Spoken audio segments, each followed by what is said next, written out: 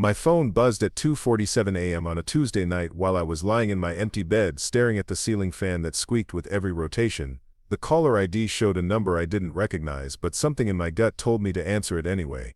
When I heard the nervous stammering voice on the other end asking if I was Marcus Chen, I knew my world was about to shift again. What I didn't expect was for him to introduce himself as Jessica Walsh and then, with the audacity of a man who'd clearly never learned boundaries, ask me for $15,000 to help him start fresh with my wife.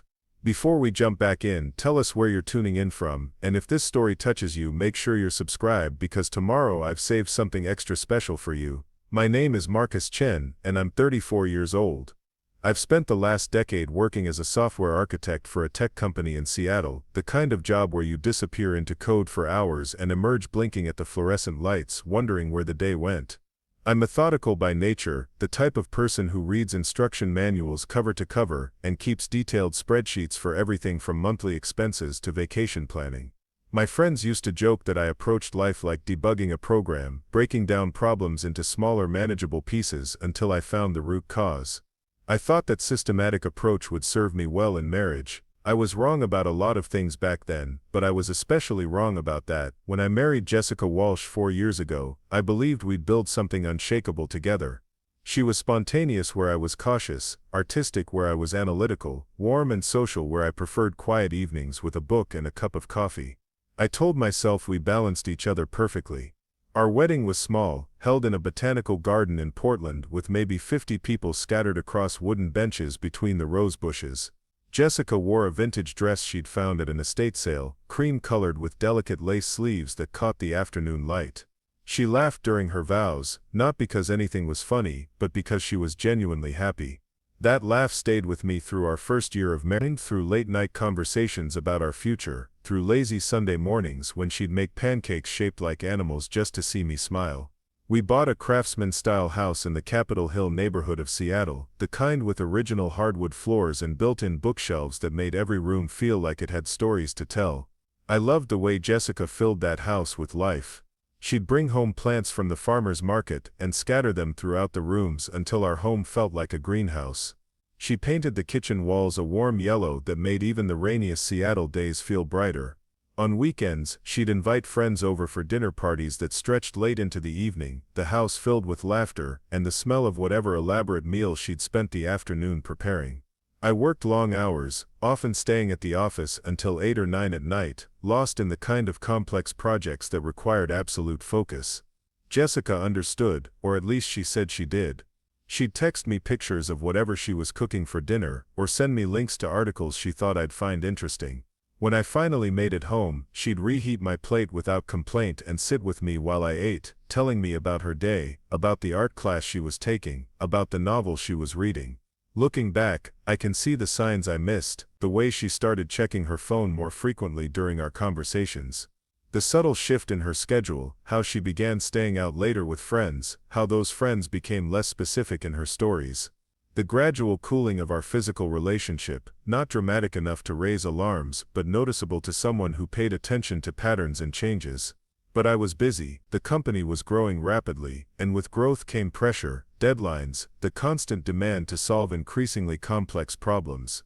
I threw myself into work the way I always had, trusting that Jessica and I were solid, that our foundation could withstand the temporary neglect. I told myself that once this project was finished, once the next deadline passed, once things calmed down, I'd refocus on us.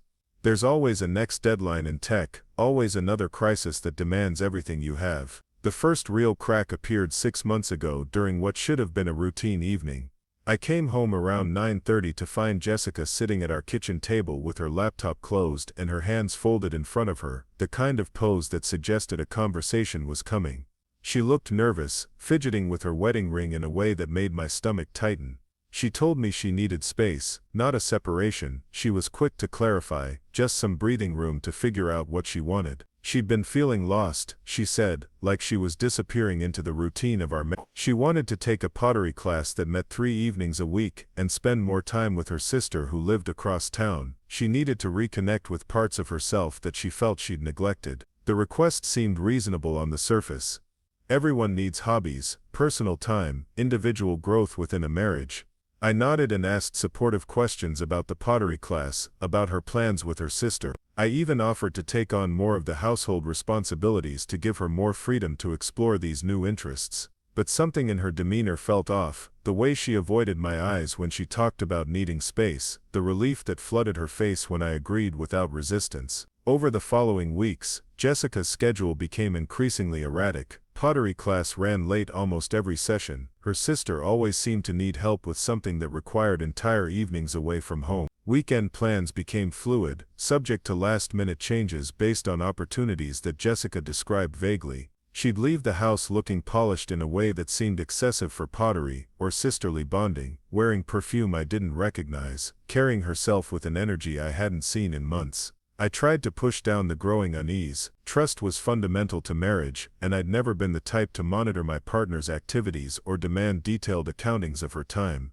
Jessica had never given me reason to doubt her before, and I didn't want to become the suspicious husband who interrogated his wife about every outing. But the changes were accumulating, small shifts that individually meant nothing but collectively painted a picture I didn't want to acknowledge. The late-night phone calls started around the same time. Jessica would step outside to answer them, claiming they were from her sister who was going through a difficult time and needed someone to talk to at odd hours. When I suggested that maybe we could have her sister over for dinner more often, or that I could talk to her sister's husband about whatever crisis was consuming their household, Jessica quickly explained that her sister wanted to keep things private for now. Our own conversations became stilted, like we were both carefully avoiding landmines we couldn't name. Jessica would ask about my work, but her attention would drift while I answered.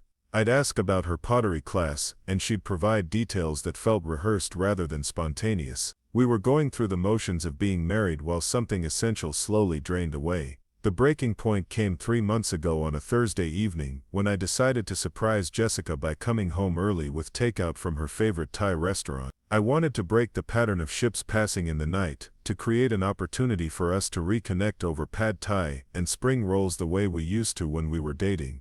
The house was empty when I arrived, which wasn't unusual given her new schedule, but her car was in the driveway. I called her name as I climbed the stairs, thinking maybe she was napping or taking a bath. What I found instead was her phone charging on our bedside table, buzzing with a text message from someone named Derek. The preview on the lock screen read, "Can't wait to see you tonight, beautiful." Standing there with bags of cooling Thai food in my hands, staring at that message, I felt something inside me crystallize. All the vague suspicions, all the small inconsistencies, all the distance I'd been trying to rationalize suddenly snapped into focus. I sat down on the edge of our bed, the same bed where Jessica and I had once stayed up all night talking about our dreams, and I finally let myself acknowledge what I'd been avoiding for months. I didn't confront Jessica that night. Instead, I put her phone back exactly where I'd found it, and waited downstairs with the Thai food until she returned home around 11, flushed and apologetic about pottery class running so late. She ate the pad thai I reheated for her and thanked me for the surprise, but her attention kept drifting to her phone, which she'd retrieved from upstairs, under the pretense of checking the time. The next few days passed in a strange sort of suspended animation. I went through my normal routines, attended meetings, wrote code, responded to emails, but everything felt hollow, like I was watching someone else live my life. Jessica seemed lighter, more animated than she'd been in months, humming while she made coffee in the morning, smiling at messages on her phone that she didn't share. I found myself paying attention to details I'd previously overlooked. The way she dressed differently on pottery nights, choosing outfits that seemed more suited to a date than an art class. The new skincare routine that involved products I'd never seen before. The subtle changes in her speech patterns, how she'd started using phrases that didn't sound like her, little verbal tics she must have picked up from someone else. Part of me wanted to hire a private investigator, or install tracking software, or take some other dramatic step to confirm what I already knew. But the methodical part of my nature, the part that approached problems systematically, told me to wait and gather more information. I needed to understand the full scope of what I was dealing with before I decided how to respond. I started working from home more often, using the legitimate excuse that I needed fewer distractions for a complex project I was leading. Jessica didn't seem to mind having me around more. If anything, she seemed relieved that my presence gave her a ready excuse for why she needed to take certain phone calls in private. She'd step into our backyard or walk around the block, always returning with explanations about her sister's ongoing drama or pottery class logistics that required lengthy discussions. The pattern became clearer over the following weeks. On pottery nights, Jessica would shower before leaving the house, spending extra time on her hair and makeup. She'd return home later than the class schedule would suggest, often with explanations about grabbing drinks with her classmates or stopping by the store. But there were never any pottery pieces to show for these sessions, never any clay under her fingernails, never any stories about specific projects or fellow students that felt authentic when she shared them.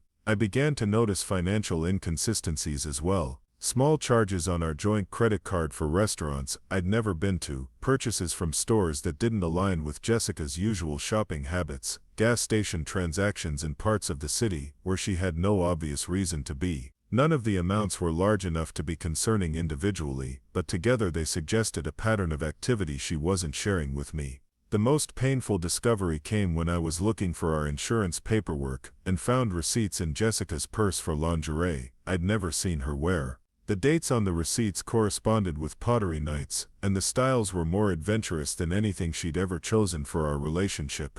I sat in our bedroom holding those receipts, feeling like I was looking at evidence of a crime I'd been complicit in by choosing to ignore. 2 months ago, Jessica's behavior shifted again. The excitement that had characterized her mysterious new routine began to give way to anxiety. She became jumpy when her phone rang, checking the caller ID before answering in a way she'd never done before. Her sleep became restless, and I'd often wake to find her staring at the ceiling or scrolling through her phone with a worried expression. The change was most noticeable in how she interacted with me. The casual affection that had always been part of our relationship, the hand-holding during movies, the quick kisses when one of us left for work, the comfortable intimacy of shared space, began to feel forced when it happened at all. Jessica started creating physical distance even when we were in the same room, choosing chairs instead of the couch when we watched television, standing while I sat during conversations, maintaining barriers that had never existed before.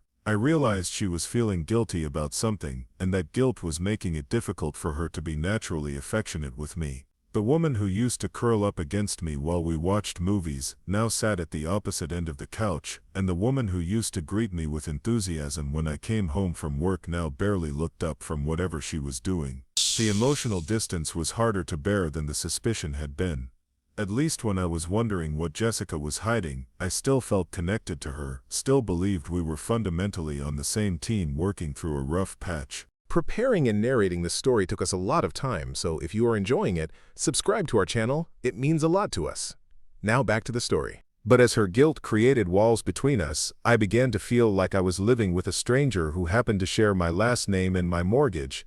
I started preparing for the inevitable confrontation not by planning what I would say but by getting my own life in order. I consulted with a divorce attorney not to file papers but to understand what my options would be if our marriage couldn't be salvaged.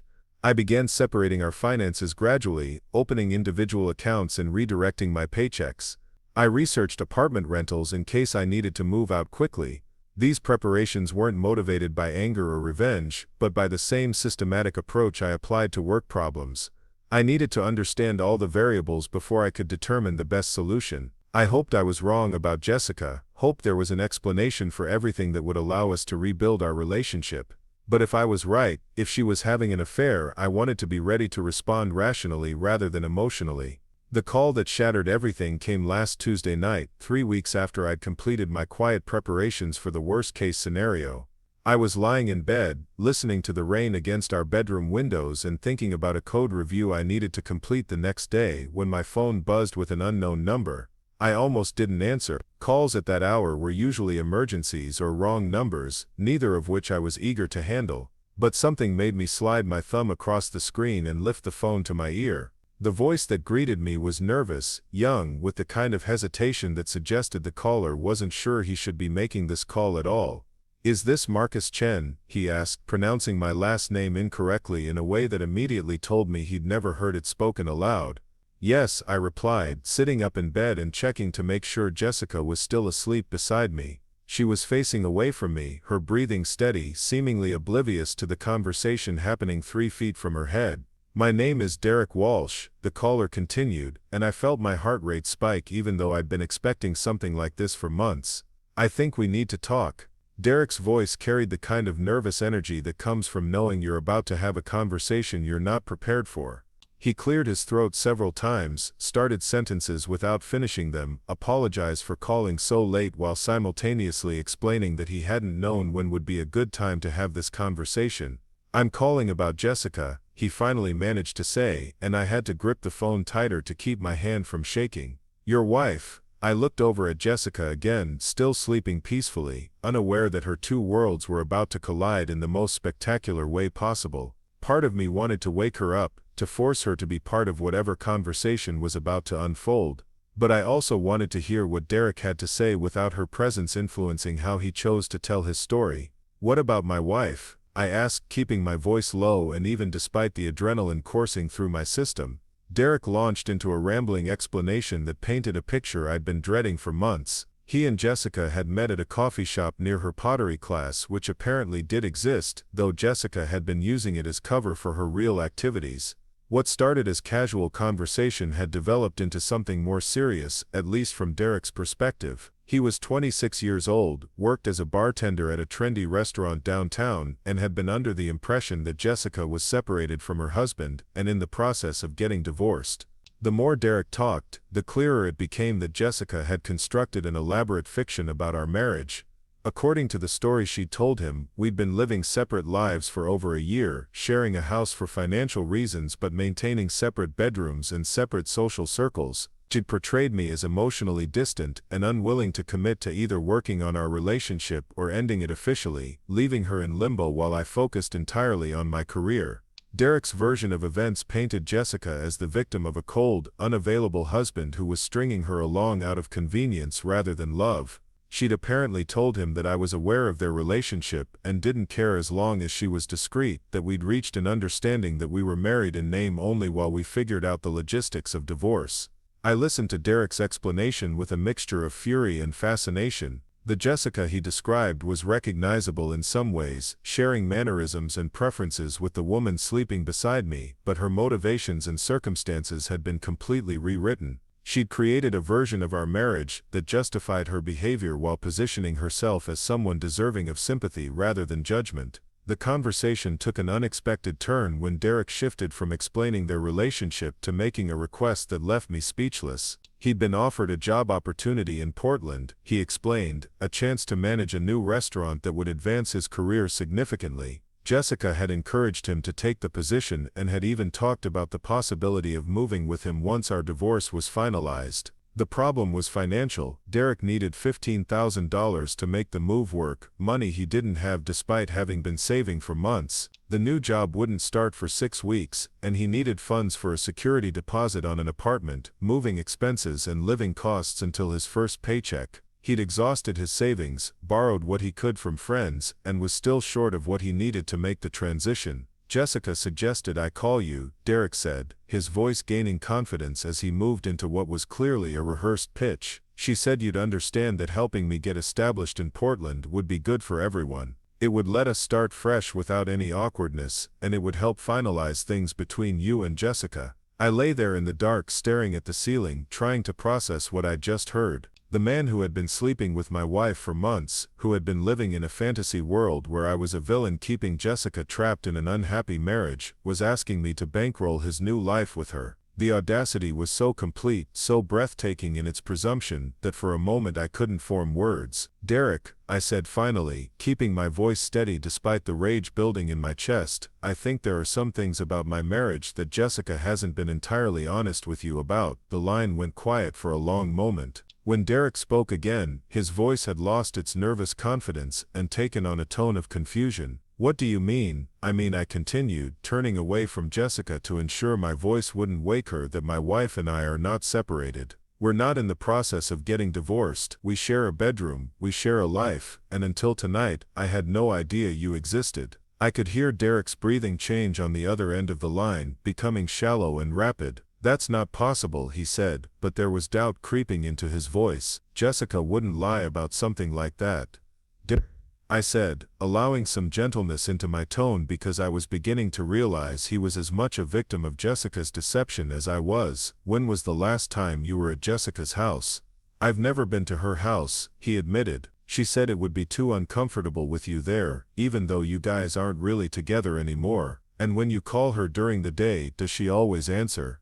No, Derek said slowly. She said she has to be careful about timing because of work, and because you might overhear and cause problems even though you don't care about the relationship. I could hear him beginning to piece together the inconsistencies, the places where Jessica's story didn't quite align with reality. The woman he thought he knew, the woman who had painted herself as trapped and misunderstood, was revealing herself to be someone else entirely. Derek, I said, sitting up in bed and looking down at Jessica's sleeping form, I need you to understand something. My wife has been lying to both of us. She's been living a double life, and tonight is the first time our two worlds have intersected. The silence on Derek's end of the line stretched long enough that I began to wonder if he'd hung up. When he finally spoke, his voice had changed completely, stripped of the nervous confidence he'd started the call with and replaced by something that sounded like dawning horror. She told me you were basically roommates, he whispered. She said you slept in separate bedrooms and barely spoke to each other anymore. I looked over at Jessica, still curled on her side of our shared bed, the same bed we'd picked out together 3 years ago after spending an entire Saturday testing mattresses at 4 different stores. Her face was peaceful in sleep, completely unaware that her carefully constructed web of lies was unraveling in real time just inches from her head. Derek, I said, keeping my voice low but letting some of the steel creep in, does it sound like I'm calling from a separate bedroom? I could hear him processing this information, probably looking around whatever space he was calling from, and trying to reconcile the version of reality Jessica had sold him with the truth that was becoming increasingly impossible to deny. The man who had spent months believing he was helping a woman escape an emotionally distant marriage was beginning to realize he'd been participating in a very different kind of story altogether. She said you wouldn't care if you found out, Derek continued, but now his words carried the weight of someone who was starting to understand just how thoroughly he'd been manipulated. She made it sound like you'd already checked out of the marriage emotionally. Let me ask you something else, I said, shifting position in bed so I could keep one eye on Jessica while maintaining my low voice. In all the time you've been seeing my wife, has she ever introduced you to any of her friends? Has she ever taken you to any social events where people might know her as Jessica Chen, rather than whatever version of herself she's been presenting to you? The pause that followed answered my question before Derek could form words. I could practically hear the pieces clicking together in his mind, all the small inconsistencies he'd probably noticed but dismissed because Jessica's explanations had seemed reasonable at the time. She always said she wanted to keep things private until the divorce was final, Derek said, but his voice lacked conviction now. She said it would be easier for everyone if we kept our relationship quiet for a while. Derek, I said, allowing myself a bitter smile that no one could see, my wife isn't getting divorced. She's not separated. She's been lying to you about every fundamental aspect of her life for months. I heard what sounded like Derek sitting down heavily, probably in whatever apartment or house he'd been calling from, the weight of Jessica's deception finally settling on his shoulders. I almost felt sorry for him, almost. The sympathy was complicated by the fact that he'd been sleeping with my wife, but I was beginning to understand that he'd been as much a victim of her lies as I had been. I need to think about this, Derek said, his voice barely above a whisper. This changes everything. It does, I agreed. But before you hang up, I want to make sure you understand something. You called me asking for $15,000 to start a new life with my wife. That's not going to happen, but I do have a counteroffer for you. Derek's breathing was audible over the phone line, shallow and uneven. What kind of counteroffer? I'd had months to think about what I would do if Jessica's affair ever came to light, months to consider various scenarios and how I might respond. I'd imagined angry confrontations, dramatic scenes, lawyers and private investigators and all the messy complications that come with the dissolution of a marriage. But I'd never imagined this particular situation where the other man would call me directly and hand me the perfect opportunity to end everything cleanly. Here's what's going to happen, I said, my voice calm and measured despite the adrenaline coursing through my system. You're going to hang up this phone and you're never going to contact Jessica again. You're going to block her number, delete her from all your social media accounts and disappear from her life completely. Why would I do that? Derek asked, though he didn't sound like he was arguing so much as trying to understand where I was heading with this. Because I continued, in exchange for you cutting all ties with my wife, I'm going to give you something much more valuable than $15,000. I'm going to give you the truth about who Jessica really is, and I'm going to help you understand exactly how thoroughly she's been playing both of us. Derek was quiet for a moment, processing this proposal. When he spoke again, his voice carried a note of curiosity mixed with apprehension. What do you mean? I glanced at Jessica again, still sleeping peacefully beside me, and felt a cold sort of satisfaction at what I was about to do. She'd created this situation through her lies and deception, and now those same lies were going to be the instrument of her downfall. I mean, I said, that I'm going to show you bank records proving that Jessica has been using money from our joint accounts to pay for things she's been doing with you. I'm going to show you receipts for lingerie she bought for your dates that she charged to credit cards I pay for. I'm going to give you a timeline that proves every single story she told you about our marriage was a complete fabrication. I could hear Derek's breathing getting more agitated on the other end of the line. She used your money for our dates. Every dinner, every hotel room, every gift she bought you, I confirmed. She's been funding her affair with you using money from the household account that I've been contributing to for 4 years. You thought you were dating a woman who was financially independent and emotionally available. In reality, you've been dating someone who was stealing from her husband to pay for the privilege of cheating on him. The line went completely silent.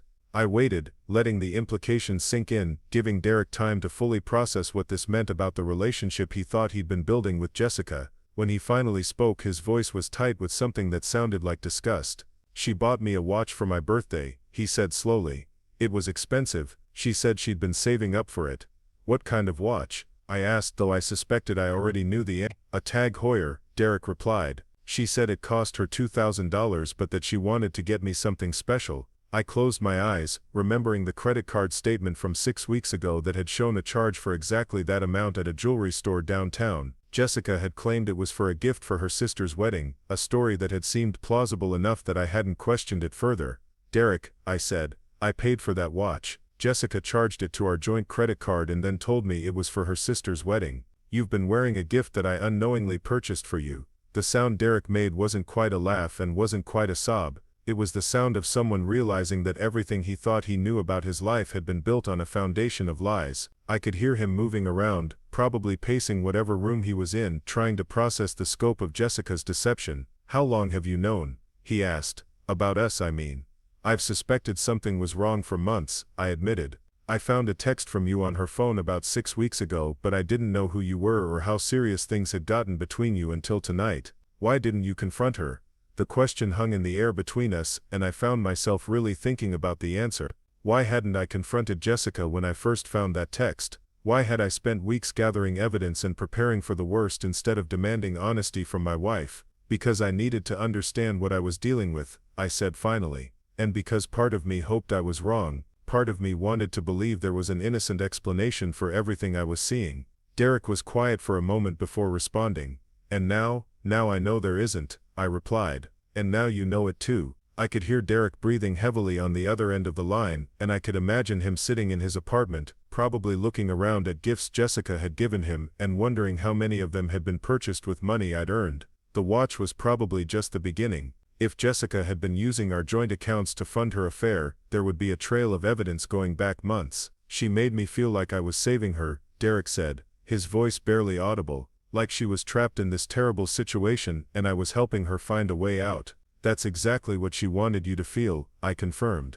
It justified everything she was doing, both to you and to herself. She wasn't cheating on her husband. She was accepting comfort from someone who cared about her during a difficult time. She wasn't stealing money from our household account. She was investing in her future happiness. Derek made that sound again, the one caught between laughter and tears. I feel like such an idiot. You're not an idiot, I said, and I meant it. You're someone who believed what a woman you cared about told you. Jessica is very good at creating believable narratives. She had me convinced for years that we had a solid marriage even while she was planning her exit strategy. Is that what this was? Derek asked. An exit strategy. The question forced me to consider something I hadn't fully acknowledged even to myself. Had Jessica been planning to leave me for Derek, or had Derek simply been a distraction from a marriage she found unsatisfying? Was I dealing with a woman who had fallen in love with someone else, or someone who was just bored and looking for excitement outside the boundaries of our relationship? I think, I said slowly, that Jessica was keeping her options open. She wanted to see where things went with you without giving up the security and stability of being married to me. If things worked out with you, she could always paint me as the villain who drove her into your arms. If they didn't work out, she could end the affair and I would never have to know it happened. Derek was quiet for a long moment, processing this analysis. When he spoke again, his voice carried a bitterness I hadn't heard before. So I was what? Her backup plan? Derek, I said, I think we were both her backup plans. I was the security and stability, you were the excitement and passion. She wanted to have both without having to choose between them. I could hear Daryl spinning around again, probably still pacing. The conversation had taken on a surreal quality, two men who should have been enemies comparing notes about the woman who had been manipulating both of them. Under different circumstances, we might have ended up fighting over Jessica. Instead, we were bonding over the shared experience of being lied to by someone we trusted. The $15,000, Derek said suddenly. Was that her idea? I'd been wondering the same thing myself. The request had come from Derek, but the timing and the specific amount suggested that someone had been coaching him on what to say and how much to ask for. What do you think? I asked. Instead of answering directly, Derek let out a long breath. She's been talking about Portland for weeks, about how great it would be if I took that job, how we could start fresh somewhere new. She kept saying that money was the only thing holding us back, that if I could just figure out the financial piece, everything else would fall into place. And she suggested I might be willing to help with that financial piece. She said you were a practical person, Derek admitted. She said you'd understand that helping me move away would be good for everyone involved. She made it sound like you'd be relieved to have me out of the picture so you and she could figure out your situation without any complications. I felt another piece of Jessica's elaborate deception click into place. She'd convinced Derek that I was aware of their relationship and didn't care about it, which made asking me for money seem reasonable rather than insane. She'd probably been planning to present Derek's move to Portland as evidence that she was serious about ending her affair and recommitting to our marriage. I said, I need you to understand something. If you had taken that money and moved to Portland, Jessica wouldn't have gone with you. What do you mean? I mean, she would have found some excuse to stay in Seattle, some complication with the divorce proceedings, some family obligation, some reason why she needed to delay her move for a few months. And then a few months would have become a year, and a year would have become indefinite.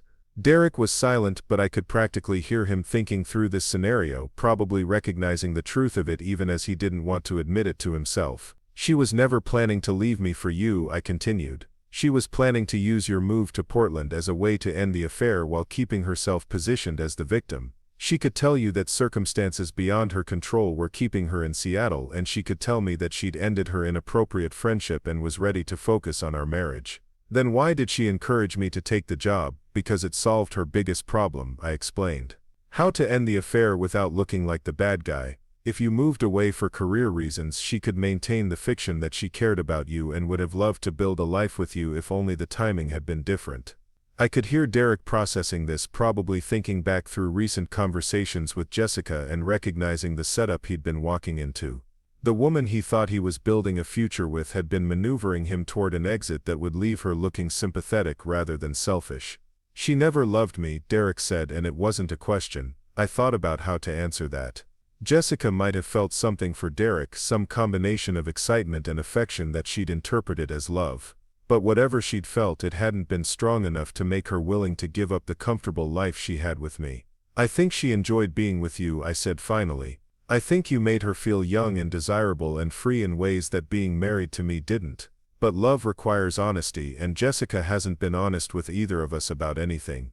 Derek was quiet for several minutes after that, long enough that I began to wonder if he was still on the line.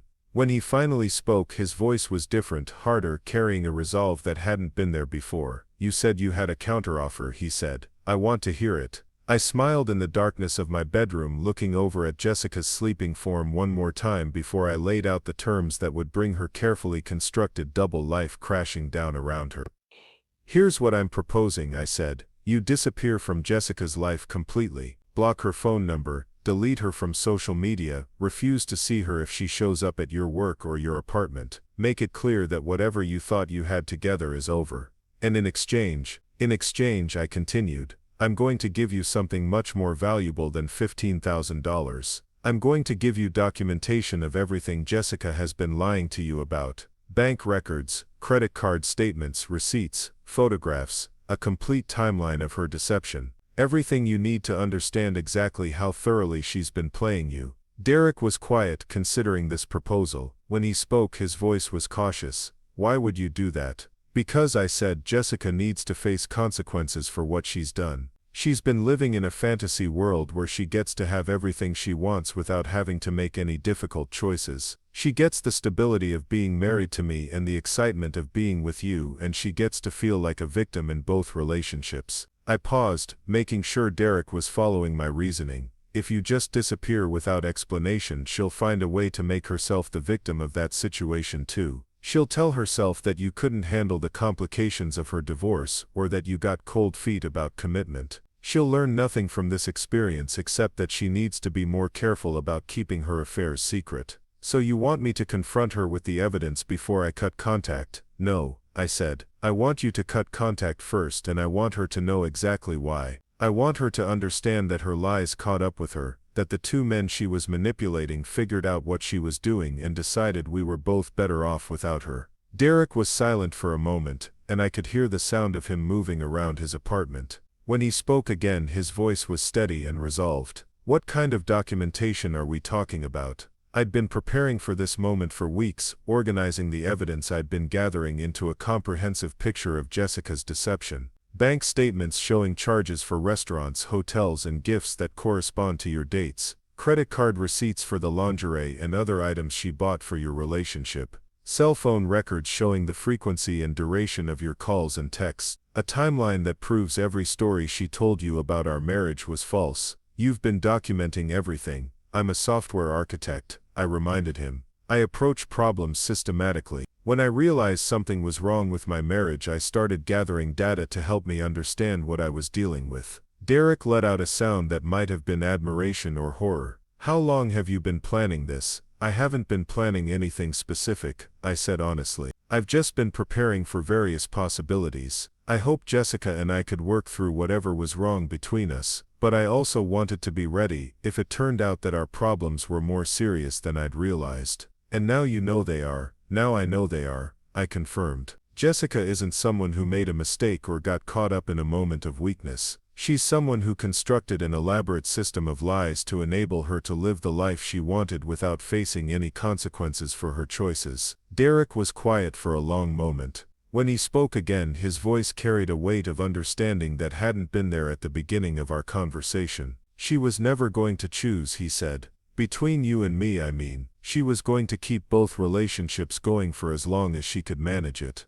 That's exactly right, I agreed. And if I hadn't found out, if you hadn't called me tonight, she would have succeeded. She would have had her exciting affair with you while keeping the security and respectability of being married. Until when? Until one of us got tired of the situation, or until she found someone new to replace one of us, I said. Jessica isn't someone who takes responsibility for her own happiness. She wants other people to provide it for her, and when they stop being able to do that, she finds someone else who can. Derek made a sound of understanding, probably recognizing patterns in Jessica's behavior that he'd noticed but hadn't fully processed. She always talked about how other people had let her down. Her family, her friends, her previous boyfriends. Everyone was always disappointing her somehow. Let me guess, I said. She positioned herself as someone who had been repeatedly victimized by people who didn't appreciate her or understand her needs. Exactly, Derek confirmed. She made it sound like I was the first person who really saw her for who she was. I almost laughed at the irony. Jessica had convinced Derek that he understood her better than anyone else in her life, while simultaneously presenting him with a completely fabricated version of herself. The woman he thought he knew didn't exist, and the real Jessica had been carefully hidden behind layers of lies designed to make him feel special and chosen. Derek, I said, the woman you think you've been dating isn't real. Jessica created a character specifically designed to appeal to you, someone who needed rescuing and would be grateful for your attention. The real Jessica is someone who lies as easily as breathing and who views other people as resources to be managed rather than individuals to be respected. Derek was quiet for several minutes, and I could imagine him sitting in his apartment, probably looking around at reminders of his relationship with Jessica and seeing them all in a new light. The gifts she'd given him purchased with my money. The photos they'd taken together, moments of happiness built on a foundation of deception. The plans they'd made for their future, plans that Jessica had never intended. I feel sick, Derek said finally. Not just about what she did, but about what I did. I knew she was married, even if I thought you were separated. I knew I was being part of breaking up a marriage. Derek, I said, you thought you were helping someone escape from an unhappy situation. You thought you were dealing with a woman whose marriage had already ended in everything but paperwork. Jessica convinced you that I was the problem, that I was keeping her trapped in a relationship neither of us wanted. But I should have questioned it more, Derek insisted. I should have asked harder questions about why we never went to her house, why she never introduced me to her friends, why she was so secretive about so many aspects of her life. I thought about this, remembering my own failure to confront the inconsistencies I'd noticed in Jessica's behavior. We'd both been victims of her manipulation, but we'd also both chosen to accept explanations that made us comfortable rather than demanding the truth that might have been painful to hear. We both saw what we wanted to see, I said. You wanted to believe you were helping someone you cared about. I wanted to believe my marriage was solid enough to weather a rough patch. Jessica took advantage of what we wanted to believe and used it against us.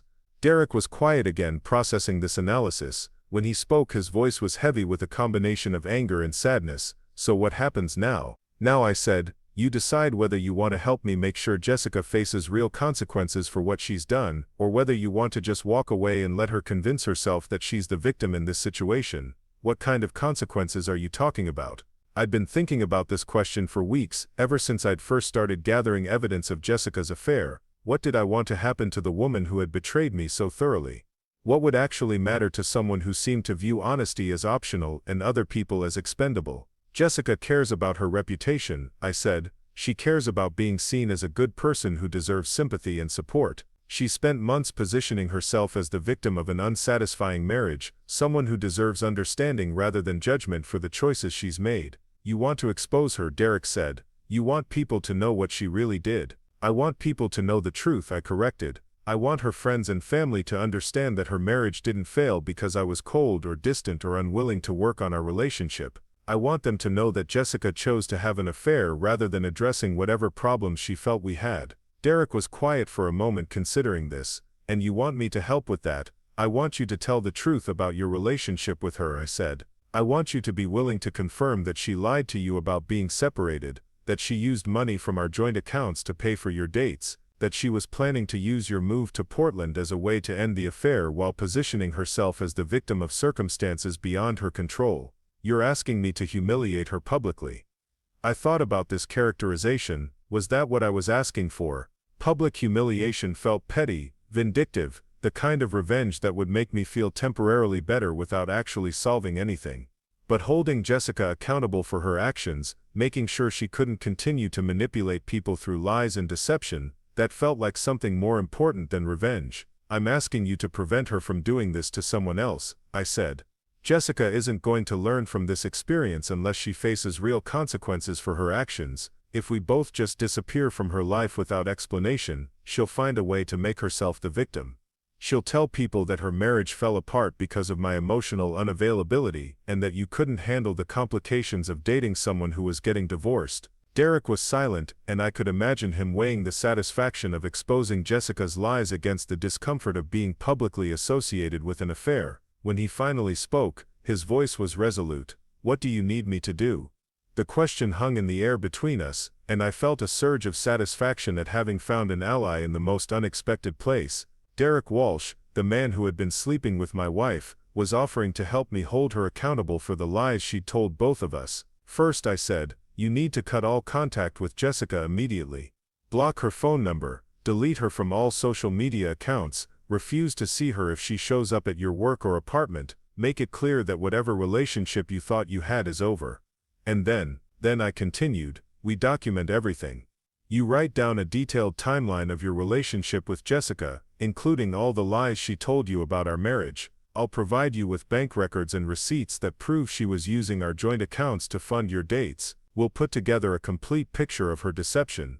Derek was quiet for a moment, probably thinking through the implications of what I was proposing. What are you going to do with that documentation? I'm going to make sure the people in Jessica's life understand what really happened to our marriage, I said. Her family, her friends, her co-workers. I'm going to tell them the truth about why I'm filing for divorce. You're filing for divorce, Derek, I said. My marriage ended months ago when Jessica decided to start living a double life. The legal paperwork is just a formality at this point. I could hear Derek breathing heavily on the other end of the line, probably processing the finality of what I was saying. The conversation that had started with him asking me for money to fund his new life with my wife, was ending with both of us agreeing to expose her lies and hold her accountable for her actions. There's one more thing, I said. When Jessica realizes you've cut contact with her, she's going to panic. She's going to call you, text you, probably show up at your apartment. She's going to try to convince you that I'm lying to you, that I've somehow manipulated the evidence to make her look bad. You think she'll try to get me back? I think she'll try to control the narrative, I said. She's going to want to make sure you don't tell anyone what really happened between you. She'll probably offer to leave me for you, or promise to be more honest in the future, or find some other way to make you feel like you're special to her. Derek was quiet for a long moment. When he spoke, his voice was hard with resolve. It won't work. I know who she really is now. Good, I said, because the next few weeks are going to be difficult for both of us. Jessica is going to fight to maintain the lies that have been protecting her, and she's going to try to turn us against each other. How? She's going to tell you that I forced her into the affair by being emotionally unavailable, I explained. She's going to tell me that you pursued her aggressively and wouldn't take no for an answer. She's going to try to make each of us feel responsible for her actions, so that we won't hold her accountable for them. Derek made a sound of understanding, but it won't work because we're comparing notes. Exactly, I said. She can't lie to us about each other when we're talking directly. The conversation was winding down, and I could feel the weight of what we'd agreed to settling between us. Two men who should have been enemies had found common ground in the shared experience of being deceived by the same woman. It wasn't friendship, exactly, but it was something like solidarity.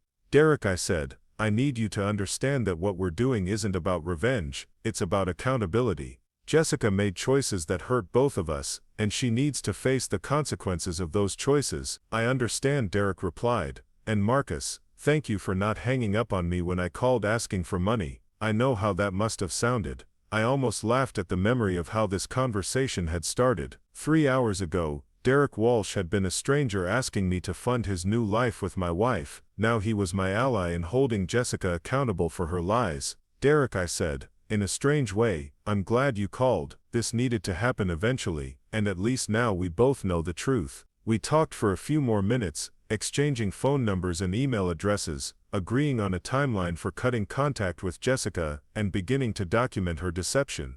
By the time we hung up, it was almost dawn, and Jessica was still sleeping peacefully beside me, completely unaware that her double life had just collapsed around her. I lay back down in bed, staring at the ceiling and thinking about what would happen when Jessica woke up and discovered that Derek was no longer answering her calls or texts. She would probably assume he was busy with work or dealing with some personal crisis. It might take her several days to realize that he had completely disappeared from her life, and when she finally understood that Derek was gone, she would have to face the reality that her affair was over, and her marriage was about to end. All the lies she'd been telling herself about being trapped in an unhappy situation would crumble, and she would be forced to confront the truth about the choices she'd made. The thought should have given me satisfaction, but instead I felt something closer to sadness. The woman lying beside me had been my wife for 4 years, someone I'd loved and trusted and built a life with. The fact that she'd been capable of such elaborate deception meant that I'd never really known her at all. I looked at Jessica one more time, memorizing her sleeping face, knowing that when she woke up, everything between us would be different. In a few hours, she would discover that her secret relationship was over, and her marriage was ending.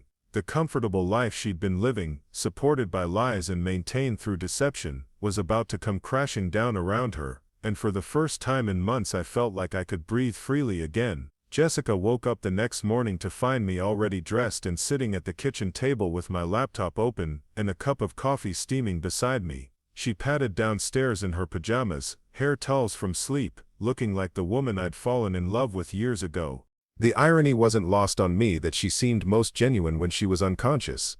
"You're up early," she said, moving to the coffee maker and pouring herself a cup. Her voice carried that sleepy warmth that used to make me want to pull her back to bed for another hour of quiet conversation. "Couldn't sleep," I replied, not looking up from my screen. I was actually reviewing the timeline Derek and I had agreed upon, making sure I had all the documentation organized and ready. Big project deadline coming up. Jessica settled into the chair across from me, wrapping her hands around her mug. She looked relaxed, content, completely unaware that her secret world was about to implode. For a moment I almost felt sorry for her. Then I remembered the credit card charges for lingerie I'd never seen her wear, and the sympathy evaporated. "I'm thinking of taking that pottery class again tonight," she said, testing the waters. "Sarah mentioned they're starting a new session." I nodded without looking up. "Sounds good. I'll probably work late anyway." Jessica's phone buzzed on the counter where she'd left it charging overnight. She glanced at it, then back at me, then reached for it with the casual movement of someone who had no reason to expect bad news. I watched her expression change as she read whatever message was on the screen. Her brow furrowed slightly. She typed a quick response, waited a moment, then typed another. The confidence in her posture began to shift almost imperceptibly. She set the phone down, picked it up again, checked it once more. "Everything okay?" I asked, though I suspected I knew exactly what was happening. "Yeah, just work stuff," Jessica said, but her voice lacked its usual certainty. She was staring at her phone like it was a puzzle she couldn't solve. Over the next few hours, I watched Jessica's growing confusion with a mixture of satisfaction and genuine curiosity. She kept checking her phone, texting someone who apparently wasn't responding. She tried calling, but the calls went straight to voicemail. By noon she was pacing the house, making excuses to walk past windows as if she expected someone to show up. "I think I might skip pottery tonight," she announced around 2 in the afternoon. "I'm not feeling great." "Whatever you think is best," I said, still focused on my laptop. Inside, I was counting down the hours until Jessica's desperation reached its breaking point. By evening, Jessica's composure had completely cracked. She was checking her phone every few minutes, her texts becoming increasingly frantic based on the rapid-fire typing I could hear from across the room. She tried calling multiple times, each attempt more frustrated than the last. "Marcus," she said finally, her voice tight with barely controlled panic. "I think something might be wrong with Derek." I looked up from my laptop with what I hoped was an expression of mild concern. "Derek?" Jessica's face flushed red as she realized what she'd just said. "I mean a friend from pottery class. Derek from pottery class. I've been trying to reach him about tonight's session, but he's not answering." "Maybe he's busy," I suggested. "Or maybe he lost his phone." "Maybe," Jessica agreed, but she didn't sound convinced. She was staring at her phone again, probably wondering how someone could just disappear from her life without warning. The next day brought more of the same. Jessica tried to maintain her normal routine, but I could see the strain building. She jumped every time her phone made any sound, then deflated when it turned out to be a notification from some app rather than the message she was desperately waiting for. "I might take a drive this afternoon," she said casually, but there was nothing casual about the way she said it. "Maybe stop by the pottery studio, see what's happening with the new session." "Good idea," I replied. "Fresh air might help with whatever's been bothering you." Jessica left the house around 3, dressed more carefully than a simple drive would warrant. She was gone for 2 hours, returning with the defeated posture of someone who had discovered that her secret world had vanished without explanation. "How was your drive?" I asked when she came through the door. "Fine," Jessica said, but her voice was flat. The pottery studio was closed for renovations. I nodded sympathetically, though we both knew she hadn't gone to any pottery studio. Derek worked at a trendy restaurant downtown, and I suspected Jessica had spent the afternoon trying to catch him during his shift, only to be told he'd called in sick or that he wasn't scheduled to work. The third day was when Jessica finally broke. I came home from work to find her sitting on our living room couch, clutching her phone and crying. Not the delicate tears of someone watching a sad movie, but the harsh, desperate sobs of someone whose carefully constructed world had collapsed. "Jessica," I said, setting down my briefcase and moving toward her. "What's wrong?" She looked up at me with red, swollen eyes, and for a moment I saw genuine vulnerability instead of the calculated performance she'd been giving me for months. "I think Derek is dead," she whispered. The statement was so dramatic, so completely disconnected from reality, that I almost laughed. Instead, I sat down beside her on the couch, close enough to offer comfort but far enough away to maintain some distance. "Why do you think that?" I asked gently. Jessica wiped her nose with a tissue that looked like it had already been used several times. "He hasn't answered any of my calls or texts for 3 days. His phone goes straight to voicemail. I went to his apartment building, and the doorman said he hasn't seen him. I went to his restaurant, and they said he called out sick but wouldn't give me any more information." I nodded thoughtfully, as if I was processing this information for the first time. "Have you tried contacting his family or friends?" "I don't know any of his family or friends," Jessica admitted, and I could hear the realization in her voice. After months of what she thought was a serious relationship, she knew almost nothing about Derek's life outside of their secret meetings. "That seems unusual," I observed. "If you've been friends for months, wouldn't you have met some of the other people in his life?" Jessica's crying intensified. "It's complicated. We had to be careful about being seen together." "Why?" I asked, though I knew the answer. Jessica looked at me through her tears, probably realizing that she was on the verge of confessing everything. "Because of you," she said finally. "Because of our marriage." I felt something cold and satisfied settle in my chest. After months of lies and deception, Jessica was finally telling me the truth, and it was happening exactly as Derek and I had planned. "I don't understand," I said, keeping my voice calm and confused. "What does your friendship with someone from pottery class have to do with our marriage?" Jessica closed her eyes, tears still streaming down her face. When she opened them again, I could see that she'd made a decision. "Marcus, I need to tell you something. Derek isn't from pottery class. He's someone I've been seeing, someone I've been having an affair with." The words hung in the air between us, and I let them sit there for a long moment, as if I needed time to process what she'd just told me. In reality, I was savoring the moment. After months of Jessica thinking she was smarter than me, thinking she was successfully managing 2 relationships without either man knowing about the other, she was finally being forced to confront the reality of what she'd done. "An affair," I repeated slowly. Jessica nodded, fresh tears starting. "It started about 6 months ago. I wasn't happy, Marcus. I felt lonely and neglected, and Derek made me feel special. I know it was wrong, but I didn't know how to stop." I stood up from the couch, not because I was angry, but because I wanted to be looking down at her when I responded. "Jessica, I need you to understand something. Derek isn't dead." She looked up at me with confusion mixed with hope. "What do you mean?" "I mean," I said, keeping my voice steady and calm, "that Derek is fine. He's alive and well and living in Seattle. He's just decided that he doesn't want to see you anymore." Jessica's face went through a series of expressions, confusion giving way to disbelief, disbelief giving way to a desperate kind of hope. "How do you know that?" I walked over to where I'd left my laptop on the kitchen table and brought it back to the living room.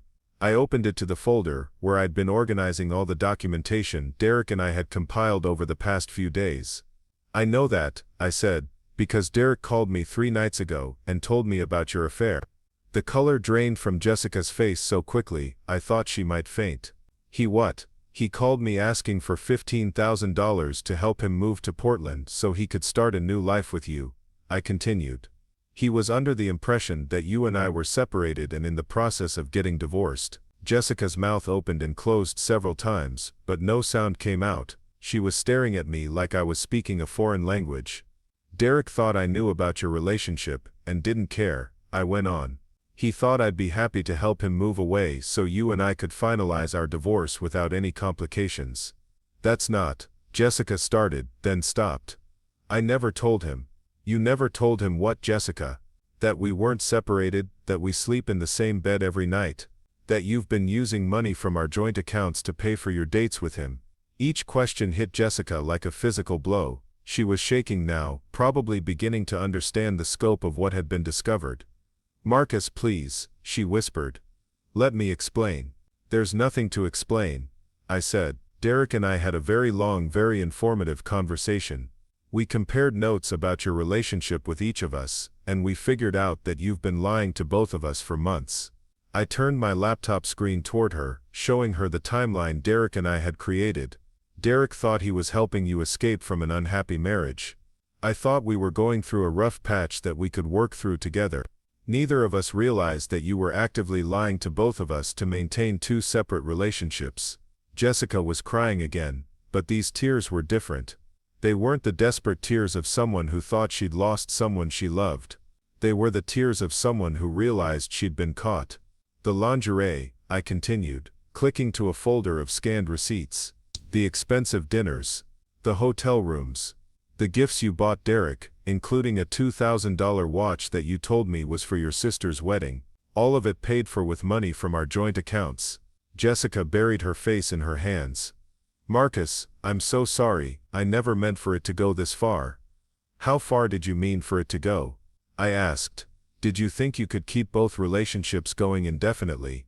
Did you have a plan for how this was supposed to end? Jessica looked up at me, and I could see her trying to figure out how to position herself as the victim in this situation. I was confused. I didn't know what I wanted. I thought maybe if Derek moved to Portland, it would give me clarity about what I really wanted. Jessica, I said, Derek told me about the Portland job. He told me that you encouraged him to take it. That you talked about moving with him once our divorce was final. But you were never planning to leave me, were you? Her silence was answer enough. You were planning to use Derek's move as an excuse to end the affair while keeping your marriage intact, I continued. You could tell Derek that circumstances beyond your control were keeping you in Seattle. And you could tell me that you'd ended your inappropriate friendship and were ready to focus on our relationship. Jessica's face crumpled. It wasn't like that. Then what was it like? I asked. Because from where I'm sitting, it looks like you wanted to have everything. The excitement of an affair, and the security of a marriage. The passion Derek provided, and the stability I provided. You didn't want to choose between us because choosing would mean giving something up. Jessica was sobbing again, and I felt no urge to comfort her. The woman sitting on my couch wasn't the woman I'd married. She was someone who had been willing to lie to both her husband and her lover for months, in order to avoid making any difficult decisions about what she actually wanted from her life. Derek won't see you anymore because he knows you lied to him, I said. He knows you used my money to pay for your dates. He knows you were never planning to leave me. He knows that everything you told him about our marriage was false. Can you contact him? Jessica asked desperately. Can you tell him I want to explain? No, I said. Derek and I agreed that the best thing for both of us would be if he disappeared from your life completely. He's blocked your phone number, deleted you from social media, and made it clear to his employer that you're not welcome at his restaurant. Jessica looked at me like I'd just told her the world was ending. You talked him into leaving me. Jessica, I said, Derek left you because he realized you'd been lying to him about everything that mattered. I didn't have to convince him of anything. The truth was enough. I closed my laptop and looked at Jessica. Really looked at her, trying to see if there was any part of the woman I'd married, still visible underneath the person who had been capable of such elaborate deception. Our marriage is over, I said. I've already filed for divorce. You'll be served with papers tomorrow. Jessica's head snapped up. Marcus, no. We can work through this. We can go to counseling. We can figure out how to rebuild trust. Trust, I repeated. Jessica, you've been living a completely separate life for months. You created an entirely fictional version of our marriage to justify having an affair. You used our shared resources to fund your relationship with another man. What exactly is there to rebuild? I love you, Jessica said desperately. I know I made terrible mistakes, but I love you. I choose you. I looked at her for a long moment, remembering the woman who had laughed during her wedding vows, who had filled our house with plants and warmth and dinner parties. That woman might have been capable of love, but the woman sitting in front of me had proven herself capable of something else entirely. You don't love me, Jessica, I said. You love the life I provided for you. You love the financial security and social respectability of being married to me, but you don't love me as a person because if you did, you never would have been able to lie to me so completely for so long. Jessica was quiet for a moment, and I could see her processing what I'd said. When she finally spoke, her voice was small and defeated. So that's it? You're just going to throw away 4 years of marriage?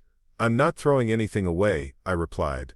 You threw it away when you decided that lying to me was easier than being honest about whatever problems you felt we had. You threw it away when you chose to have an affair rather than working with me to fix whatever was wrong between us. I stood up and walked toward the stairs, pausing at the bottom to look back at Jessica one more time. I'll be staying in the guest room until I can find an apartment. I suggest you figure out where you're going to go because I'm not going to support someone who used my money to cheat on me. Marcus, please, Jessica called after me as I climbed the stairs. Don't do this, we can fix this. But I was already done listening. Jessica had had months to fix our marriage, months to be honest with me about what she needed or what she felt was missing between us. Instead, she had chosen deception and betrayal, and now she would have to live with the consequences of those choices. 3 months later, I was sitting in a coffee shop in the Fremont neighborhood, reading a book and enjoying the kind of quiet Saturday morning I hadn't experienced in years. My divorce had been finalized the week before, a surprisingly clean process given that I'd had thorough documentation of Jessica's affair and financial infidelity. I was absorbed in my book when someone approached my table. I looked up to see Jessica Walsh, looking healthier and more confident than he had sounded during our late-night phone conversation months earlier. Marcus, he said, extending his hand. I hope you don't mind me interrupting your morning. I shook his hand and gestured to the empty chair across from me. Derek, good to see you. How are things? Derek settled into the chair, wrapping his hands around a coffee cup he'd apparently been carrying. Good, actually. Really good.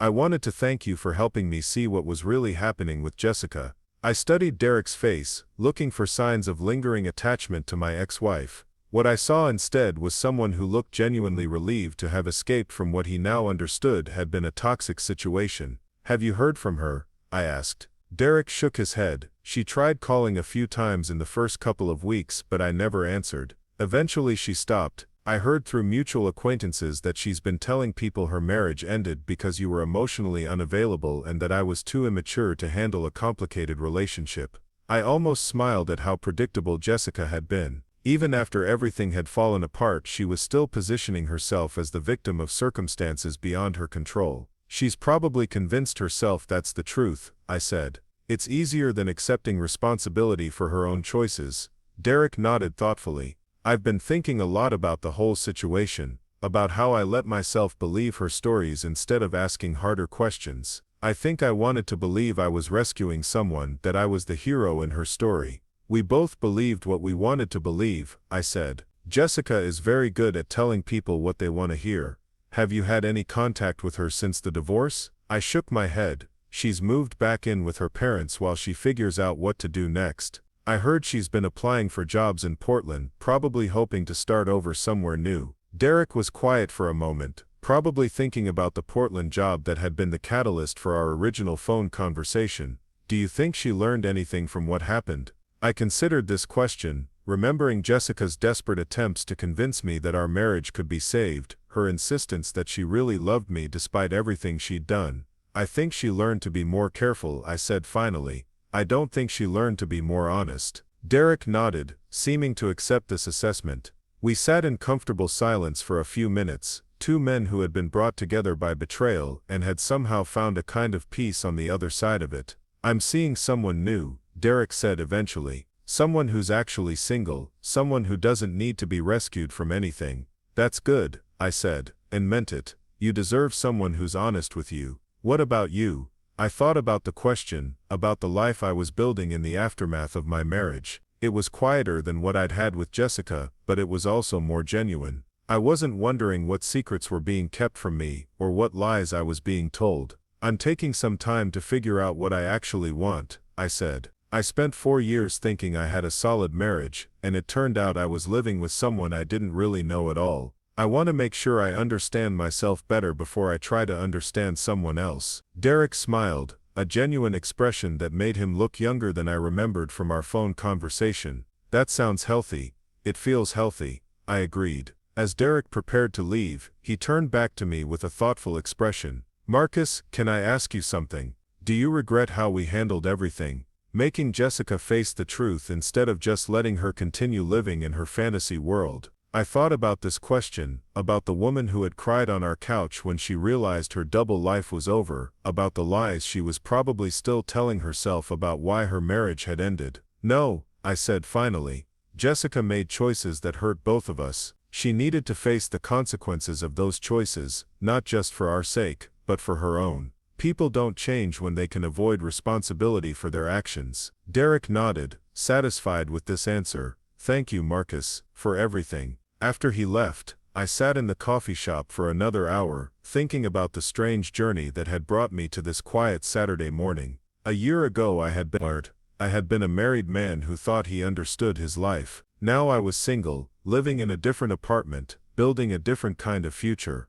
The change had been painful, but it had also been necessary. Jessica's betrayal had forced me to confront truths about my marriage that I might never have acknowledged otherwise. I had learned to trust my instincts, to ask harder questions, to demand honesty even when it was uncomfortable. As I gathered my things and prepared to leave the coffee shop, I felt something I hadn't experienced in years: genuine peace. My life was my own again, built on truth rather than lies, on choices I was making consciously rather than assumptions I was accepting passively. Jessica was somewhere else, probably still telling herself and anyone who would listen that she had been the victim of circumstances beyond her control. Derek was building a new relationship based on honesty and mutual respect, and I was discovering who I was when I wasn't being lied to. The phone call that had started everything had ended with both Derek and me walking away from Jessica's wedding deception, but it had also given us something valuable: the knowledge that we deserved better than what we had settled for, and the courage to demand it from ourselves and others. Sometimes the most unexpected calls lead to the most necessary conversations, and sometimes the truth, no matter how painful, is the only thing that can set you free. Up next, you've got two more standout stories right on your screen. If this one hit the mark, you won't want to pass these up. Just click and check them out.